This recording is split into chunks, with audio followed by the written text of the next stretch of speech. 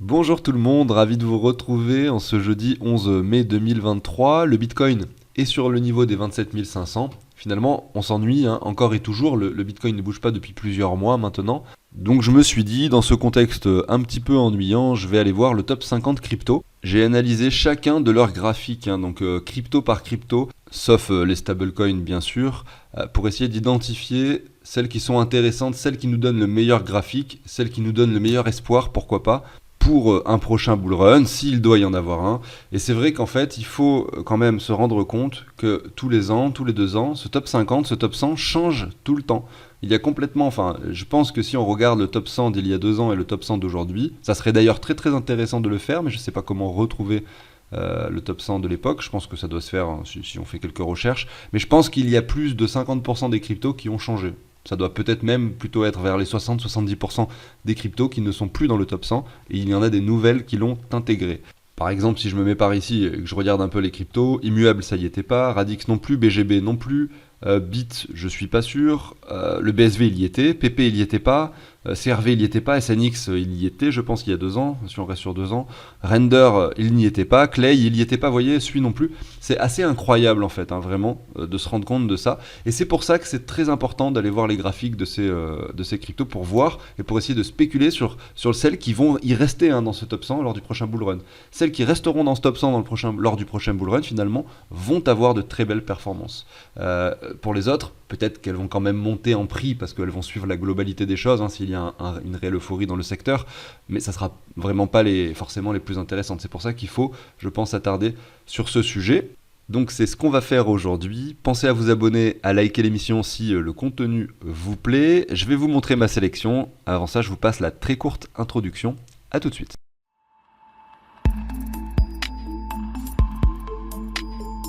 Alors, j'en ai sélectionné 9 pour vous et j'ai regardé le top 50. Il faut savoir qu'il y a peut-être, du coup, pour les connaisseurs, ceux qui sont peut-être dans les cryptos depuis un moment, il y en a certaines où vous allez vous dire oui, mais ce projet, pour moi, ça vaut pas le coup d'investir de nouveau, il a fait son temps, etc. Vous allez peut-être vous dire ça pour certains des projets. Et d'ailleurs, c'est ce que je me dis aussi. Mais moi, je regarde uniquement les graphiques ici. Et en fait, des fois, on est surpris. On voit qu'une crypto qui finalement, on pensait un peu morte, qu'on pense voilà, un peu passée de date, pourrait, pourquoi pas, parce qu'elle le montre sur le graphique, elle est très résiliente. Ça veut dire que les investisseurs sont bien présents pour la faire monter par rapport au Bitcoin, finalement, dans le temps. Eh bien, dans ce cas-là, on peut finalement investir sur cette crypto, investir sur ce projet finalement indirectement, mais uniquement parce qu'il a un bon graphique. Pas finalement pour le projet ou le nom de la crypto, qu'à l'époque finalement vous avez complètement vendu en totalité parce que vous n'y croyez plus du tout et que là maintenant vous changez d'avis. Et c'est mon cas pour une de ces cryptos, c'est pour ça que je vous dis ça. Mais des fois dans l'investissement il faut sortir un peu son ego ou son côté un peu trop émotionnel du truc, c'est-à-dire que c'est important je trouve de pouvoir changer d'avis. C'est pas parce qu'à l'époque vous croyez pas du tout en ce projet qu'en fait il n'a aucun potentiel aujourd'hui. D'ailleurs le graphique nous montre l'inverse d'ailleurs, donc bien sûr que c'est pas le cas. Mais on en reparle juste après, vous allez voir c'est assez intéressant. Alors pourquoi est-ce que je vous fais moi le top, finalement les plus beaux graphiques du top 50 finalement, c'est une des stratégies, hein, comme je disais, on va essayer de trouver celles qui vont rester en fait dans ce top 50, dans ce top 100. Et pourquoi est-ce que je vous encourage pas plutôt à aller chercher des pépites qui sont dans le top 1000 ou top 2000 pour finalement espérer en avoir une qui fonctionne pour faire un x1000 par exemple. Eh bien en fait c'est parce que je crois que c'est beaucoup plus difficile d'aller trouver une pépite. Par exemple, ça va vous demander beaucoup plus de temps, beaucoup plus de recherche. Tout ça pour un résultat beaucoup plus aléatoire. Donc c'est pour ça que pour moi ça reste primordial de faire ça, parce que sur le top 1000 ou top 2000 crypto, vous allez en sélectionner 20, 30 peut-être. Et parmi ces 30, il va y en avoir 90% qui auront disparu dans moins de 4 ans. Il n'en restera plus que 10%, et parmi les 10%, a priori, vous allez peut-être avoir une ou deux qui aura fait de belles performances. Maintenant, est-ce que ça suffira pour compenser les pertes ? C'est possible. Si vous avez fait d'une jolie sélection, que vous avez bien réfléchi au sujet, c'est possible, mais c'est plus risqué, alors que là, sur ces valeurs-là, vous êtes plutôt sur des valeurs sûres, qui a priori des cryptos qui seront encore présentes dans 4-5 ans, même si elles seront peut-être plus dans le top 100 pour certaines d'entre elles, elles auront quand même toujours une valeur qui peut-être sera supérieure à celle que la crypto a actuellement, vous voyez, même si elle est plus dans le top 100.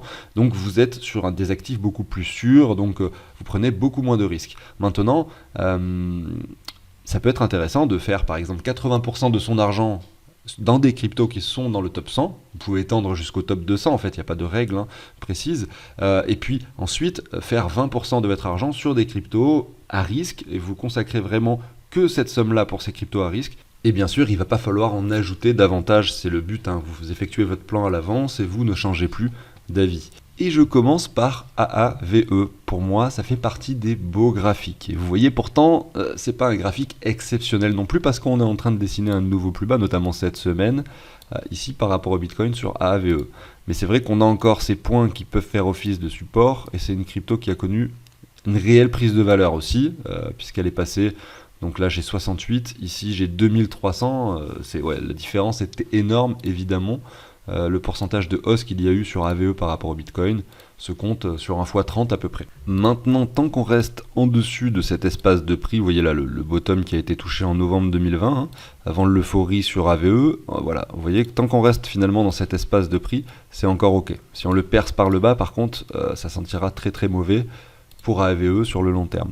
Mais vous voyez, on voit que la tendance ralentit de façon assez significative, hein, et qu'on peut espérer effectivement une reprise là-dessus. Ça, c'est son graphique par rapport au Bitcoin. On peut le regarder par rapport au dollar, voir un peu ce que ça donne en termes de prix. Alors, on est sur une belle latéralisation depuis le mois de juin 2022. On n'a pas cassé de nouveau cette ligne de support. Et vous voyez qu'on est en train de ranger, hein, grosso modo, entre ces deux zones. Sur AAVE avec un prix des 63 $, je pense que vous avez plutôt quelque chose d'assez pertinent. On va continuer avec la seconde, et d'ailleurs je ne les ai pas mises spécialement dans l'ordre de capitalisation ou quoi que ce soit, elles font juste toute partie du top 50, voilà, mais sont un peu désordonnées, et surtout elles ont toutes des beaux graphiques. La seconde, c'est FTM. FTM, c'est juste magnifique, hein. Je ne sais pas si je vais faire un classement à la fin de ces 9, ça fait un peu beaucoup peut-être pour prendre le temps de faire un classement, mais je pense que celle-ci, elle ferait partie du haut de la liste et du classement.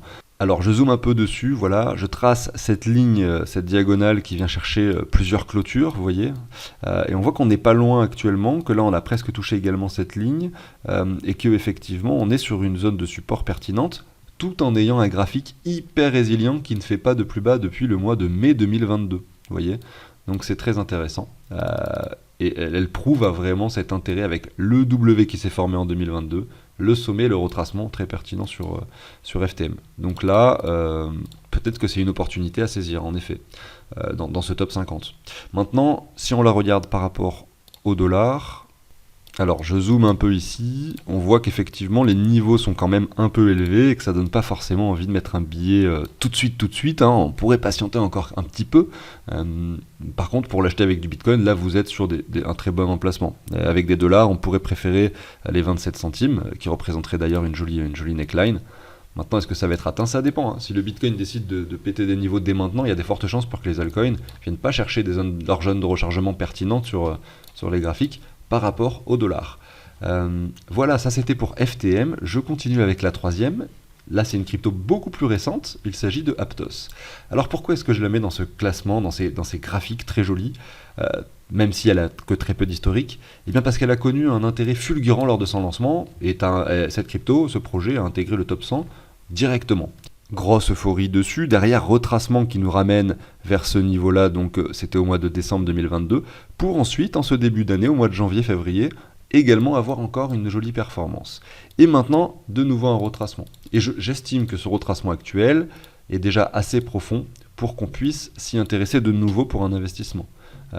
Il y avait peut-être cette zone où ça aurait pu être intéressant de le faire, mais on ne savait pas, peut-être qu'on pouvait encore penser que là c'était vraiment l'euphorie de départ et que ça allait se traduire par un graphique baissier très long, de très longue durée, sauf que non, il a montré son réel intérêt de nouveau, et là on revient de nouveau sur une zone de rechargement, un potentiel W en construction, donc graphique de Aptos très joli par rapport au Bitcoin. Si on le regarde par rapport au dollar, on regarde un peu ce retracement, on revient sur les 8,29 alors qu'on a touché les 20 $, donc quand même intéressant. Je prends cette hausse, on est dans la zone de rechargement, donc même avec des dollars, hein, le prix actuel, pourquoi pas, intéressant. En dessous des 10 $, je pense que là vous avez une belle zone pour Aptos. Je continue avec la suivante, il s'agit de Avax, qui a un graphique honnêtement par rapport au Bitcoin vraiment joli, même si comme à AVE on est sur une pente baissière et qu'on fait des nouveaux plus bas, il y a deux lignes de tendance qui me laissent penser qu'on est sur un point pertinent. La première, c'est celle-ci. Donc, vous voyez qu'elle vient récupérer cette clôture d'octobre 2021. Là, on voit qu'il y a eu un excès baissier à cet endroit-là. Et puis, finalement, cette clôture-ci, regardez, de décembre 2022, et également des niveaux actuels. Donc, on a l'impression qu'on va la briser par le bas. Attention, ça peut se produire, hein. Mais on a aussi cette deuxième ligne de tendance qui vient récupérer cette clôture-là, cette clôture-ci également qui s'est déroulée en mai 2021, et puis celle-ci en juin. Et vous voyez que là, si je prolonge, j'arrive sur un joli point de confluence. Ça, on peut se le mettre en droite. Vous voyez qu'on voit vraiment les clôtures de façon précise. D'ailleurs, j'observe que là, je ne l'ai pas forcément bien tracé. Vous voyez, on est déjà au-dessous un petit peu légèrement. Mais le point de confluence étendu, il est bien présent. Et donc oui, ça semble pertinent pour un investissement sur Avax pour le long terme, à savoir qu'on peut réintégrer des zones et qu'on n'a pas de W, qu'on n'a pas de structure, etc. On voit bien que ça peut prendre du temps, mais c'est vrai que j'avais envie de le mettre quand même dans ce top 9. On va regarder son graphique par rapport au dollar, ici. Ouais, ça ressemble aux autres graphiques, hein. Vous voyez ici, nous nous trouvons à peu près sur les 15 $. Si je zoome un petit peu, que je prends un Fibo de cette récente hausse, on voit que le prix a tendance à s'écraser quand même vers le bas, qu'on est aux alentours des 15,29 vers les 61,8, hein, donc le début d'une ZR. Bon, à voir pour Avax. Je continue maintenant avec HBAR. HBAR, très très joli graphique, hein, par rapport au Bitcoin, tout simplement parce que, d'ailleurs, il ressemble beaucoup au passage, ce graphique, à celui de Atom. Je ne l'ai pas mis, Atom, mais j'aurais pu, parce qu'on a un graphique à peu près similaire à celui-là. Sur le principe plus court terme, moyen terme, la pertinence d'investissement est moins intéressante que sur Phantom, qui vraiment coche toutes les cases. Pourquoi ? Parce qu'on a une tendance baissière ici depuis le mois d'avril, donc on voit qu'elle n'est pas si résiliente que ça. Mais par contre, sur le graphique très long terme, c'est vrai qu'on a ce joli range qui est dessiné avec ces deux points bas, le haut du range, on arrive sur le bas, on peut imaginer rejoindre le haut tout simplement. Donc à partir de là, je peux le catégoriser donc en regardant ce top 50 dans les cryptos à potentiel qui peuvent pourquoi pas performer dans les années qui viennent. Je continue avec Toncoin. Alors Toncoin, vous l'avez à l'écran ici, jolie tendance haussière ici entre le mois de juillet 2022 et jusqu'au sommet donc en décembre 2022. Donc cette crypto a performé pendant que finalement au moment où toutes les autres étaient en train de chuter. Alors il faudrait voir ce que ça donne par rapport au dollar parce que cette période a été très baissière, hein, pour le Bitcoin. Donc je pense pas que voilà, on va regarder ensuite le graphique par rapport au dollar. En tout cas derrière la chute commence. Finalement on casse notre ligne de tendance qu'il ne fallait pas casser pour imaginer une continuation haussière sur le Toncoin. Sauf que maintenant, on revient dans la zone de rechargement, on a ces différentes mèches qui stoppent le cours. C'est un peu tôt, hein, là, sur le plus court terme, pour se dire qu'effectivement, on peut se retourner dès maintenant, on attend de voir des structures, des choses. Mais j'ai envie de le mettre dans ce classement parce qu'elle a trouvé un intérêt énorme auprès des investisseurs en 2022 et que depuis le mois de décembre, elle ne fait que chuter pour avoir perdu même jusqu'à 60% de sa valeur. Vous avez les 85,4 un peu plus bas, la latéralisation peut survenir donc dans le futur, peut-être pas tout de suite, mais ça me semblait intéressant de vous mettre cette crypto qui actuellement est en zone de rechargement par rapport au Bitcoin. On va regarder par rapport au dollar pour essayer d'observer un peu ce que ça donne. Par rapport au dollar, et j'ai envie de dire malheureusement, on est très élevé quand même. On est sur le début peut-être d'une chute. Un RSI qui est en train de dégonfler assez fortement. On revient en dessous des 50 déjà. Donc à voir jusqu'où est-ce que ce retracement peut s'opérer. C'est pareil, on aurait tendance à penser qu'il n'est pas terminé, hein. On a cette ligne-ci qui me semble pertinente, c'est ce sommet, c'est cette clôture-là, vous voyez la clôture du W, vous voyez, qui peut être retestée d'ailleurs, qui a été retestée déjà à 2 reprises, hein, sur ces deux mèches-là, vous voyez. Donc le cours pourrait s'arrêter sur cette zone de prix, hein, vers les 1,87, grosso modo, très très bonne zone d'achat ici. Mais maintenant, si le cours devait aller un petit peu plus bas, vous avez encore les 1,57 au 1,20 qui peuvent vraiment faire office de support à l'avenir, hein, sur ce graphique par rapport au dollar. On l'a vu par rapport au Bitcoin, c'est quand même déjà relativement intéressant. Je ne sais même plus si j'en ai dans le portefeuille, mais il faut que j'y pense. Effectivement. Je vais continuer avec les 3 dernières, qui sont un peu plus des classiques. Là, j'ai passé des cryptos qui sont assez récentes, hein. Mis à part FTM qui existait déjà au précédent bull run, vous avez Aptos qui est récent, HBAR également, Toncoin, Avax qui était là aussi présent. Mais celles que je vais vous montrer maintenant, elles sont beaucoup plus vieilles. Il s'agit pour commencer de XRP, qui a un graphique, il faut le dire, qui est pas si moche. Et c'est pour ça que je vous le mets dans ce classement. Et il faut pas oublier quand même que XRP, malgré tout, il reste assez élevé dans les capitalisations. Il est 6e. Voilà, il est 6e. Donc en fait, même 4e. Donc vous avez Bitcoin, Ether, Binance Coin. Et ensuite, vous avez Ripple, XRP, tout simplement. Son graphique, donc je l'avais montré tout à l'heure par rapport au dollar. Je le fais par rapport au Bitcoin, bien sûr. On voit que là, on est sur quelque chose qui chute lentement mais sûrement depuis le mois de septembre 2019. Donc c'est une crypto qui n'a pas connu de bull run, donc en 2021, enfin pas vraiment en fait, en réalité, et qui est plutôt sur une tendance baissière par rapport au Bitcoin, mais qui montre depuis finalement le mois de juin 2022, alors que c'est le bear market, alors que finalement la plupart des cryptos chutent, montre un certain intérêt et surtout une certaine résilience. On le voit ici, donc sur ce graphique par rapport au Bitcoin, on a ce double bottom qui est quasiment dessiné. On n'y est pas loin, donc c'est assez cool en termes de prix actuellement, mais on voit qu'on résiste et que peut-être, si cette ligne tient, cette crypto pourrait se retourner à l'avenir. Elle reste très forte en capitalisation, et je pense que ça reste un actif intéressant à avoir pour diversifier son portefeuille et le sécuriser un petit peu d'une certaine manière. Et vous avez ici son prix par rapport au dollar. Regardez le graphique, on a quand même beaucoup retracé, on latéralise depuis le mois de juin évidemment.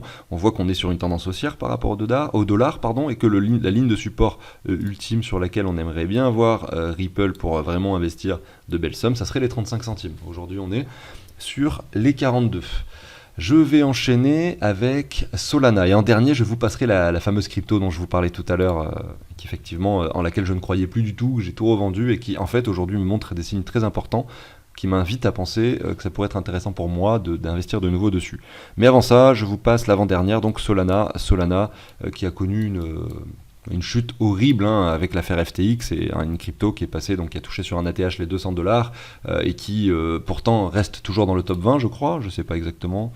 Solana 10e quand même, toujours 10e avec effectivement cette catastrophe qui s'est produite et une crypto qui a perdu énormément en valeur en passant de 200 à $9 pendant ce bear market.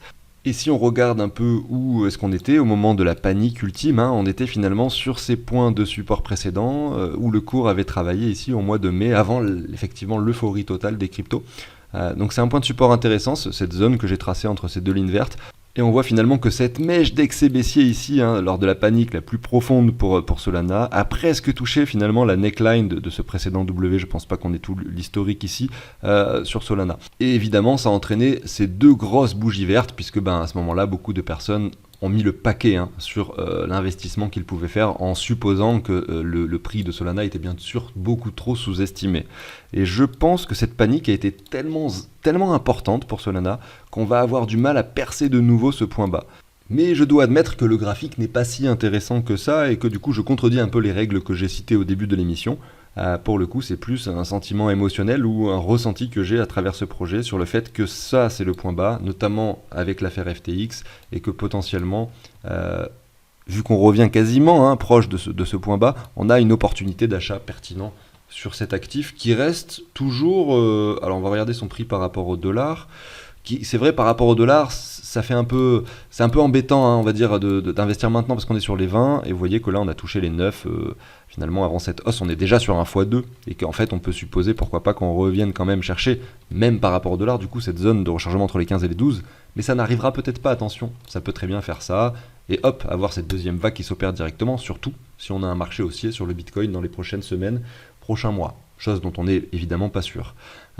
Je vais continuer avec la dernière crypto, c'est celle où effectivement j'ai effectué des reventes, pas forcément au bon moment, et je ne croyais plus du tout en ce projet. Il fut un temps où je n'y croyais plus du tout. Maintenant, quand je regarde son graphique aujourd'hui par rapport au Bitcoin, je me rends compte de la pertinence et de la résilience de ce token. Et c'est assez incroyable, il s'agit de TRX Tron, donc token de longue date. Ici, regardez, on était en septembre 2017 sur ce graphique, et c'était sur Binance déjà, le listing de Tron.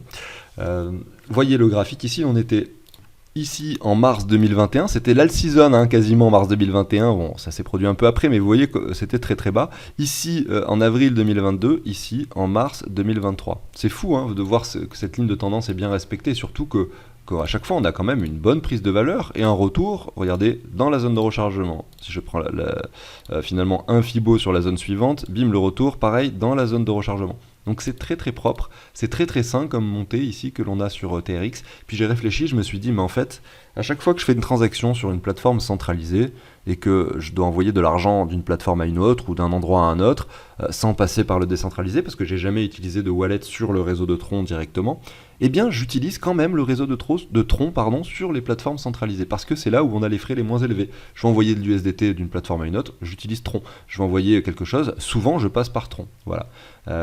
Et beaucoup de plateformes centralisées ont ajouté ce réseau dans leur service, et c'est vrai que du coup c'est un réseau très utilisé, je pense, sur les plateformes centralisées. Et c'est vrai que le token montre que effectivement on est toujours là, que le projet a un intérêt, il est dans le top 50 bien sûr, même peut-être dans un... voilà, il est 13e, hein, il est quand même dans le top 15 finalement.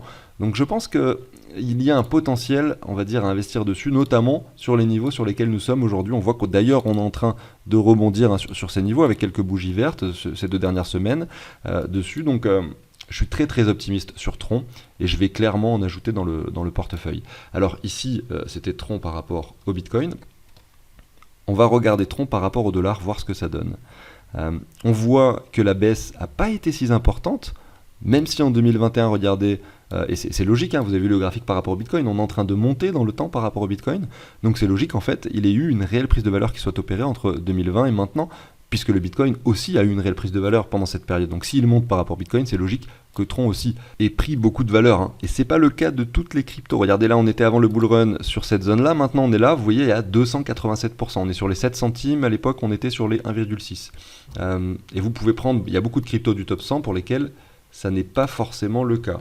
Je vais peut-être me tromper en faisant ça, mais regarde, on va prendre par exemple le Litecoin, qui est une crypto, on va dire, qui est de la même époque que Tron, hein. Voilà, Litecoin par rapport au dollar, vous voyez que là le point bas, finalement, c'est le même que celui de 2020. C'est le même que celui qui était ici. Je vais vous en prendre encore une autre, une crypto qui était de la même époque, du coup que le Tron, donc on va prendre EOS, pardon, excusez-moi, par rapport au dollar, voilà, et là c'est encore pire, vraiment on est sur le déclin total. Mais le mec qui aujourd'hui met son épargne sur EOS, c'est un fou. Peut-être que plus tard on dira que c'est un visionnaire, mais peu importe ce que ça sera plus tard, même si EOS performe et que ce mec-là finalement avait vraiment trouvé la pépite, etc., eh bien ça aura été un investissement hyper risqué, il aura pris énormément de risques à le faire, et bien sûr je le recommande absolument pas. On est sur un nouveau plus bas sur EOS, donc crypto de la même époque également. Je vous en mets encore une, voilà, XTZ à l'époque, dans laquelle je croyais beaucoup plus que Tron, hein. J'avais beaucoup plus de confiance en ce projet qui était donc Tezos, XTZ, que en Tron. Regardez sa valeur, voilà, regardez sa valeur. Vous prenez ici l'année 2019, 2020, etc. On est même plus bas en fait que les prix ici d'avant bull run. C'était là la zone avant bull run. Après, voilà, on avait cette zone de prix. On revient dessus grosso modo, mais on est sur les 90 centimes là, sur XTZ. Vous vous rendez compte, je suis même pas sûr qu'elle soit encore dans le top 100 d'ailleurs. Donc voilà, c'est pour vous dire à quel point je trouve impressionnant ce graphique de Tron. Il est 56e Tezos. Voilà, je le trouve impressionnant. J'avais envie de vous faire remarquer ça. Et s'il y a bien une vieille crypto que j'ai envie d'acheter, eh bien c'est Tron, voilà, que je vous remets à l'écran pour finir cette émission, voilà, avec ce graphique qui reste magnifique hein, par rapport au dollar. Regardez-moi cette prise de valeur qui s'est opérée, et cette année 2022 qui n'a pas été si riche. Est-ce qu'en fait on va avoir quelque chose d'haussier, d'autant plus que je parle beaucoup, hein, j'étais en train de clôturer l'émission à la base, mais d'autant plus que regardez par rapport au Bitcoin, vous voyez que le potentiel de hausse reste important, qu'on est, regardez, sous cet espace, sous cette ligne que je trace ici, qui reprend ce point bas, on est sous cette zone depuis le mois de juillet 2019, et qu'il suffit simplement de voir une petite cassure par le haut pour rejoindre cet espace de prix. Cet espace de prix qui, aujourd'hui, par rapport au prix d'aujourd'hui, nous ferait un 200% par rapport au Bitcoin. Donc évidemment, sur des projets, on va dire du top 500, top 1000, vous pouvez faire beaucoup plus que ce genre de performance. Mais là, vous faites fois donc 247% par rapport au Bitcoin, donc fois 3,5, c'est ça que ça veut dire, par rapport au Bitcoin. Si le Bitcoin, lui, par exemple, passe aux 60 000 $ de nouveau, admettons qu'il ne fasse pas de nouveau sommet, qu'on vienne simplement faire un double top lors du prochain bull run, eh bien vous aurez donc un Bitcoin, on va dire, on arrondit, hein, qui multiplie sa valeur par 3, un TRX qui multiplie sa valeur par 3,5, donc vous avez un x9 en fait. Voilà, un TRX qui fait x9, x10 lors du prochain bull run, c'est tout à fait envisageable, notamment avec ce contexte et ce graphique assez intéressant que l'on a à l'écran. Voilà, j'arrive sur la fin de l'émission, j'espère que ça vous a plu. Pensez à l'abonnement, au like si le contenu vous a plu. Moi je vous souhaite une excellente journée, je vous dis à très bientôt sur la chaîne. Ciao tout le monde.